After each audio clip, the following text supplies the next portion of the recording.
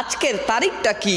আজকের তারিখটা হচ্ছে 12ই রবিউল আউয়াল। এই 12ই রবিউল আউয়ালের সুবহে সাদিকের সময় অন্ধকারের বুক ছিঁড়ে মুক্তির সনদ নিয়ে এই পৃথিবীতে এই ধরা দামে আগমন করেছিলেন রহমাতাল্লিল আলামিন নবী কামলিওয়ালা মুহাম্মাদুর রাসূলুল্লাহ সাল্লাল্লাহু আলাইহি ওয়াসাল্লাম। বলেন সুবহানাল্লাহ। ভাইয়ার জানেননি এই নবী যখন আগমন করেছিলেন এই অন্ধকার আচ্ছন্ন পৃথিবী পেয়েছিল এক স্বর্গীয় জীবন, পেয়েছিল এক আলোর ধারা। এই পৃথিবীতে রাসূল করিম সাল্লাল্লাহু আলাইহি সাল্লাম যখন আগমন করেন, গাছপালা বৃক্ষলতা পশু পাখি আনন্দে আত্মহারা হয়ে একে অপরকে জানিয়ে দিতে লাগলো, একে অপরকে বলতে লাগলো, জানোনি এই পৃথিবীতে কার আগমন ঘটেছে?